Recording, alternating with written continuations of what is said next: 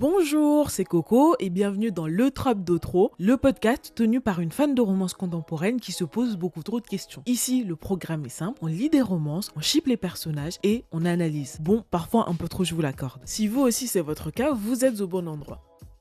Et aujourd'hui, nous allons parler de La Windy City par Lee Stamford. Alors déjà, La Windy City, c'est quoi ? C'est une saga de romans sportifs qui a vraiment cartonné ces dernières années. Et en fait, c'est une saga en tomes compagnons. Donc, on suit plusieurs couples dans le même univers. Ici, c'est carrément le même groupe d'amis. Et chaque tome raconte une histoire différente et indépendante. Donc, concrètement, vous pouvez les lire dans l'ordre et voir les personnages évoluer en arrière-plan. Mais vous pouvez aussi en lire un seul sans être perdu. Donc, pour l'instant, il y a 4 tomes disponibles en français. Le dernier sort ce mois-ci, le 15 avril d'ailleurs, ou le 16, je me souviens plus. J'ai lu les 4 premiers tomes qui sont sortis pour l'instant, et donc je me suis dit pourquoi ne pas faire un classement. C'est vrai que j'ai beaucoup hésité entre le faire maintenant et attendre la sortie du dernier tome et tout faire d'un coup, mais ma foi, je me suis dit autant commencer maintenant et je pourrais toujours mettre à jour mon classement après. Donc vous l'aurez compris, c'est parti pour mon petit classement de La Windy City. Alors, avant de commencer le classement, je voulais quand même vous donner un avis général sur la saga. Globalement, moi j'ai vraiment beaucoup aimé La Windy City. J'ai trouvé que c'était une romance fraîche, elle est pas toxique et franchement ça fait du bien. On est sur des personnages qui sont plutôt mi-vingtaine, début trentaine. Ça change un peu, les personnages sont matures. On n'est pas sur des dynamiques hyper immatures ou sur des mecs ultra machos. Et donc ça franchement j'ai apprécié. C'était vraiment une bonne surprise. Ceci dit, je tenais à vous prévenir qu'il va y avoir des spoilers dans mon classement. Donc pour ceux qui ne l'auraient pas lu, je vous conseille d'aller le lire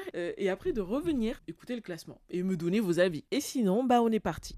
On va commencer par ma 4e position qui est Call Up. Je suis désolée, je crois que je prononce ça hyper mal. Donc c'est le 4e tome. Alors pour être très honnête avec vous, c'est un tome qui était pas forcément hyper bien parti pour moi. Même si je me suis douté que c'était la plume de Lee Stamford et que ça allait être bien. Mais au vu des tropes, en fait il y a des tropes que je n'aime pas trop de base, c'est-à-dire le age gap, le single dad nanny et le grumpy X sunshine. Donc sur le papier, je me suis dit je vais me laisser tenter. Mais au final, c'est beaucoup mieux passé que prévu. Alors déjà le age gap, il est pas forcément énorme. On est sur un 25 ans, 32 ans et surtout, Millie n'est pas du tout en position de faiblesse. C'est-à-dire que au début du livre, c'est une pâtissière qui est quand même au sommet de sa carrière. Elle gagne bien sa vie. Il n'y a pas une dynamique dérangeante où ils sont pas au même stade dans la vie, lui il est milliardaire et elle c'est une petite jeune, vous voyez, où elle dépendrait de lui financièrement. Et ça c'est super important parce que dans la trope age gap mais aussi dans la trope single dad X nanny, ça peut devenir malsain. Vous voyez, moi ce que j'aime pas dans la trope single dad X nanny, c'est le fait que souvent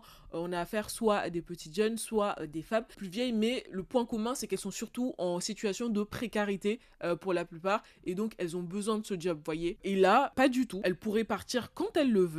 Elle a même failli démissionner plusieurs fois. Et en fait, si elle reste, c'est surtout pour des raisons personnelles, donc liées à son parcours et à son père. Donc la relation, selon moi, était un petit peu plus équilibrée. Concernant Millie, sachez que moi, je l'ai adorée et franchement, c'est un de mes personnages préférés de la saga. Et en femme de la saga, elle est celle qui est dans mon top 1, ce Tate. Elle est solaire, elle est drôle, elle est pétillante, mais aussi elle est très réfléchie. Elle a un petit côté dévergondé que j'aime beaucoup et elle a un moment de sa vie où elle se demande ce qu'elle veut vraiment après tout ce qu'elle a donné pour sa carrière. Et ça, j'ai trouvé ça super intéressant parce qu'elle a une vraie trajectoire en dehors de la romance. Kai, de son côté, c'est un bon grumpy. En vrai, il était pas si imbuvable que ça. Quoique, peut-être au début, il était assez imbuvable. Mais on va dire que ça s'explique parce que il est un père protecteur. Il a raté les 6 premiers mois de vie de son fils. Donc, il reste cohérent. Même si peut-être qu'il a un peu abusé au début du bouquin quand même. Mais moi, ce qui m'a vraiment bloqué, pour être très honnête avec vous, le bouquin, j'ai passé un très bon moment dans la lecture.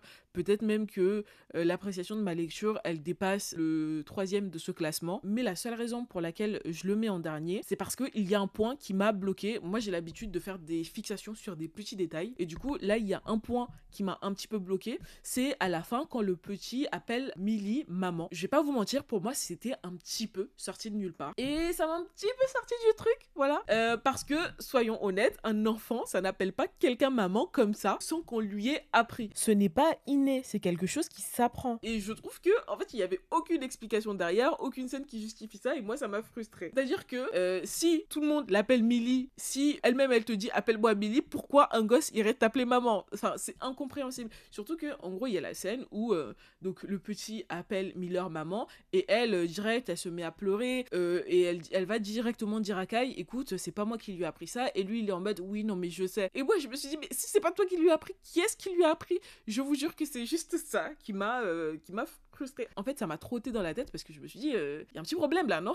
Je sais pas, j'aurais voulu un minimum de cohérence, que quelqu'un, genre Isaiah, lui dit, écoute, s'il a dit ça, c'est moi qui lui ai appris, ou une explication émotionnelle, ou une autre explication. Alors, j'ai compris que c'était pour la cohérence, c'était pour faire un parallèle entre l'histoire de Miller et l'histoire de Max, c'est-à-dire que ils ont été adoptés tous les deux et qu'on les aime comme leur propre enfant. Ceci dit, il manque un petit peu de réalisme. Voilà, je vous jure que ça m'a bien trotté dans l'esprit. Mais sinon, bon, moi j'ai vraiment bien aimé la lecture et le développement de Miller, pour moi, il reste cohérent. Et c'est vrai que je me suis un petit peu posé la question concernant la fin de l'histoire, qui peut-être aurait pu tomber dans des schémas patriarcaux, c'est-à-dire que on aurait pu se dire qu'elle abandonne tout pour la famille, mais en vrai pas vraiment. En tout cas, moi, c'est pas comme ça que je le comprends. Enfin, si, c'est ce qu'elle fait, mais elle est déjà dans une phase où elle se sentait plus épanouie dans sa carrière, donc sa décision s'inscrit dans un développement ou une évolution personnelle, et je trouve que c'est sain aussi des fois de se dire, moi, j'ai déjà eu une carrière florissante, mais c'est pas ça que je veux forcément m'épanouir dans ma carrière, et je veux juste avoir ma petite boulangerie et ma petite famille. Je trouve que c'est sain aussi. Donc voilà, moi j'ai bien aimé ce tome personnellement. Le personnage féminin, mais encore une fois, je l'adore, mais en fait, Miller, on l'adore quoi. Mais donc voilà, il y a eu ce petit détail qui m'a juste empêché de le mettre plus haut. S'agissant de la 3e place, je mets Play Along. Alors là, honnêtement, c'était un tome qui avait énormément de potentiel pour moi. Déjà, parce qu'on est sur une dynamique de Grumpy X Sunshine inversée. Il faut savoir que moi, je ne suis pas fan des Grumpy ou des hommes trop fermés, voire trop mystérieux. C'est pas trop mon délire. Moi, je préfère les hommes sunshine, les hommes avec lesquels on peut rigoler, les hommes plus lumineux. Et surtout, la trope que j'adore, c'est le He Fall First. Et normalement, il tombait dans le mille, quoi. Le fait que lui soit amoureux depuis des années, qu'il l'attende. Bon, il l'attendait pas forcément parce qu'il batifolait à droite et à gauche, mais bon, sur le papier, ça avait quand même tout ce que j'aime. Et globalement, j'ai vraiment apprécié le livre. J'ai adoré Isaiah. Je trouve que c'est un personnage hyper touchant, avec beaucoup de sensibilité et surtout, on creuse vraiment sa personnalité et ses fragilités. Il y a une vraie profondeur chez lui. Non, j'ai beaucoup apprécié le personnage. J'ai aussi aimé Kennedy. Déjà, j'ai trouvé ça intéressant qu'on aborde des sujets comme la place des femmes dans le milieu du sport, le sexisme, le fait qu'elle soit sous-estimée malgré ses compétences. Elle est ambitieuse, carriériste et en même temps, elle a des blessures qui expliquent pourquoi elle est parfois un peu froide et distante. Donc pour moi, elle n'était pas juste une girl boss caricaturale, elle avait de la nuance en quelque sorte, et j'ai aimé ça. Mais, parce qu'il y a un mais, ce qui m'a empêché de les mettre plus haut, c'est leur dynamique de couple. J'ai eu l'impression qu'il y avait un déséquilibre à certains moments. En fait, au début, c'est Isaiah qui donne, qui investit, qui attend, et Kennedy met un peu plus de temps à s'ouvrir. Moi, j'ai apprécié. Parce que c'est un Grumpy X Sunshine inversé. Mais après, je me suis posée avec moi-même et je me suis dit que si les rôles avaient été inversés, si ça avait été une femme qui attendait comme ça, ou qui se donnait autant, pour une personne qui est pas assez réceptive, je pense que ça m'aurait un peu plus dérangé. Je dois être honnête avec vous, moi j'adore les He Fall First, mais j'aime pas les She Fall First. J'aime pas les films où c'est vraiment la femme qui s'arrange, qui donne tout. Après, forcément, c'est un schéma un petit peu plus récurrent, donc pour moi, c'est devenu un petit peu plus dérangeant. Celui-là, je l'ai lu. C'est vrai qu'il y avait des moments où je me suis dit c'est peut-être un petit peu trop, mais c'est vrai que ça m'a pas autant dérangé que si c'était une fille à la place d'Isaiah. Moi, j'aime pas trop quand un personnage s'oublie dans une relation. Et c'est vrai que maintenant que j'y repense, dans tous les autres tomes, les hommes avaient quand même des objectifs, on va dire, à eux, où ils avaient une quête dans le livre. Et je sais pas, je trouve que Isaiah, il est beaucoup tourné vers Kennedy. Alors, on a dit, Kennedy, c'est bien, elle est là, elle est carriériste, elle a un but dans le livre en dehors de la romance. Par contre, Isaiah, je sais pas s'il a un but en dehors de la romance. Et c'est bizarre, parce que moi, d'habitude, je critique les dynamiques inverses. Donc, ouais. Autre point qui m'a un peu dérangé, c'est c'est le traitement de certains personnages secondaires, notamment de la belle-sœur de Kennedy. C'est un petit peu le cliché de l'autre femme qu'on déteste, sans vraiment de nuances ou d'explications. En fait, j'ai trouvé qu'il y avait deux personnages. Il y avait la belle-sœur et le beau-frère de Kennedy. Et là où le beau-frère, il a eu une espèce de rédemption, parce qu'il recevait beaucoup de pression, etc. D'ailleurs, faut arrêter de pardonner tous les personnages comme ça. Moi, je serais où je n'aurais pas pardonné, mais bon, ça, c'est une autre histoire. J'ai trouvé que la belle-sœur, c'était beaucoup...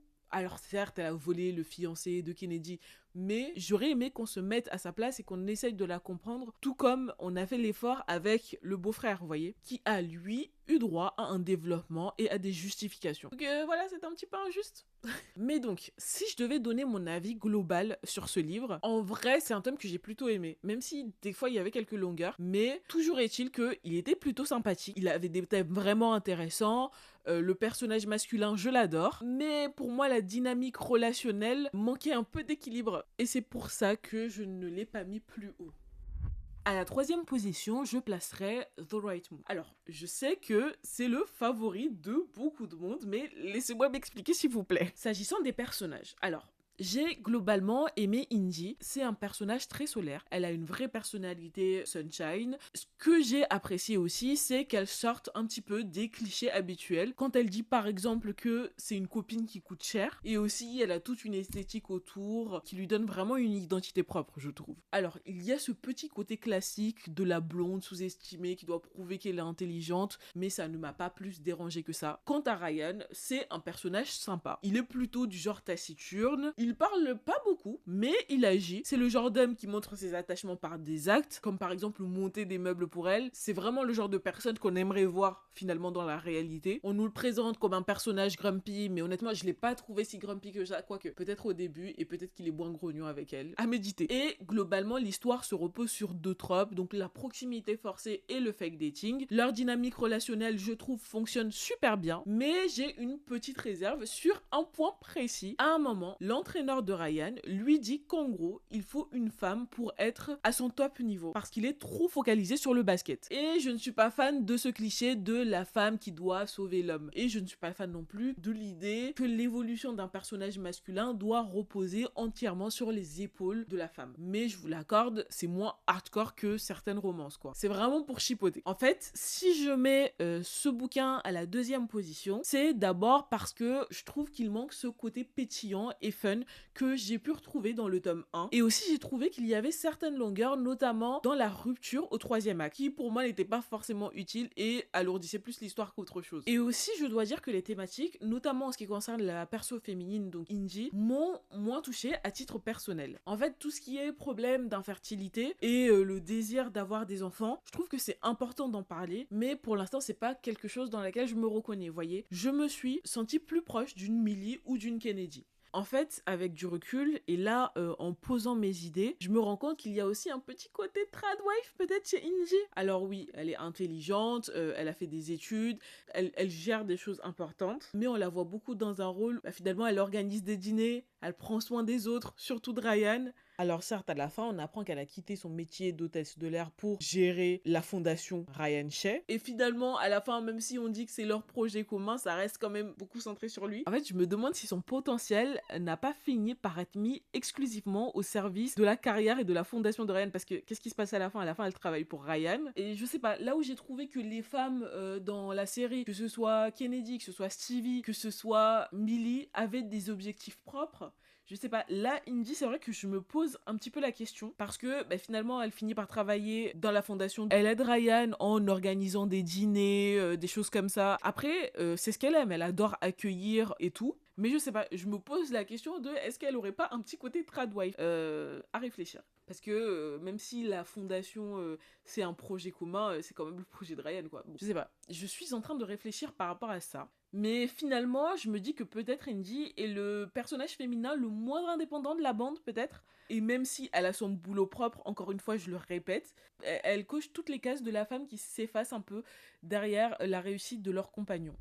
Et enfin, sans grande surprise, mon top 1, c'est Malhaï. Alors, forcément, c'est le tome 1, donc c'est avec lui que j'ai découvert la saga, mais au-delà de ça, c'est surtout celui qui m'a fait ressentir, je trouve, le plus de choses. Quand je l'ai lu, je l'ai trouvé frais, je l'ai trouvé pétillant, il était fun aussi. J'ai vraiment adoré la lecture. Et s'agissant des personnages, sachez une chose, j'adore Stevie. Stevie et Miller, vraiment mes faves. J'adore Stevie, c'est une héroïne plus size, avec les insécurités qui vont avec, mais elle a aussi beaucoup de douceur et d'authenticité. J'ai trouvé les thématiques intéressantes, notamment avec la confiance en soi. Je ne vous cache pas que je trouve qu'on aurait pu aller un peu plus loin sur certains aspects, dont son identité, notamment lorsqu'elle disait qu'elle était un petit peu différente dans sa ville natale. Donc, vous voyez, toutes ces questions d'identité, d'être différente des autres, je trouve qu'on aurait pu aller plus loin, mais honnêtement, ce qui a été fait était déjà très bien. Et aussi, j'ai trouvé que son évolution ne dépendait pas forcément de la romance. Alors, entendez-moi bien, je trouve qu'elle prend confiance en elle pour elle-même, même si Xanders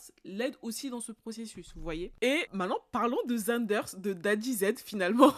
C'est un personnage qui te divise, mais moi je l'ai adoré. J'ai vu la vidéo d'une fille la dernière fois qui disait qu'elle n'aimait pas Xanders parce qu'il était arrogant. Alors que moi, c'est pour ça que je l'adore, d'accord? Oui, au début, il est un petit peu imbuvable, mais il est drôle à la fois et je trouve qu'il est conscient de lui-même. Par exemple, il y a une scène au début où il a encore fait une chose stupide à Stevie et dans son point de vue, il était en mode « Oui, bon, je suis un connard », mais ça se voyait qu'il était dans l'autodérision la plus complète. Et je sais pas, j'ai trouvé ça drôle. En fait, il avait un mélange que j'aimais bien, c'est-à-dire qu'il est arrogant, effronté, drôle, en même temps, il est capable de se remettre en question, je trouve. Il est le seul de tous ces gars qui va en thérapie et d'ailleurs, la thérapie a une grande place dans son histoire. Il réfléchit à ses comportements, il écoute, il n'a pas peur de dévoiler ses émotions aussi, c'est important. Et surtout, il ne se prend pas au sérieux. Il est beaucoup dans l'autodérision et moi, ça m'a fait beaucoup rire à certains moments. Et quant à leur dynamique de couple, pour ma part, c'est exactement ce que j'aime. Ils sont en mode chien et chat, ils se taquinent, ils jouent, ils se provoquent, mais en même temps, ils savent être sérieux quand il le faut. Il y a un équilibre entre humour et émotion que j'ai pas retrouvé peut-être dans les autres tomes. En fait, j'ai trouvé, si vous voulez, leur relation vivante, naturelle, drôle et vraiment, je l'ai trouvé crédible pour le coup. Et je pense aussi que ce qui a fait la différence pour moi, c'est vraiment le ressenti global. C'est-à-dire que là où les autres tomes étaient bien, Malahai, c'est celui qui avait ce petit truc. Pour moi, il avait un petit côté fun, un petit côté léger et pétillant à la fois. Je sais que certaines personnes l'ont trouvé long. Après, bon, il fait quand même plus de 600 pages. Hein. Mais moi, je les ai pas vus passer. J'étais vraiment dedans du début à la fin, en train de glousser comme une adolescente. Et voilà, et je trouve que Stevie garde aussi une vraie individualité. Elle a ses propres objectifs, notamment avec son refuge, même si, bon, on va dire que l'équipe aide quand même à ce que le refuge devienne populaire et donc à ce qu'elle trouve cet emploi à la fin et qu'elle soit rémunérée, mais je trouve que c'est quand même une personne à part entière, vous voyez, et elle a ses engagements aussi. Je trouve qu'elle existe quand même en dehors de la relation. Après, vous pouvez me donner tort si vous voulez. Je sais pas quoi vous dire, à part que j'adore Stevie,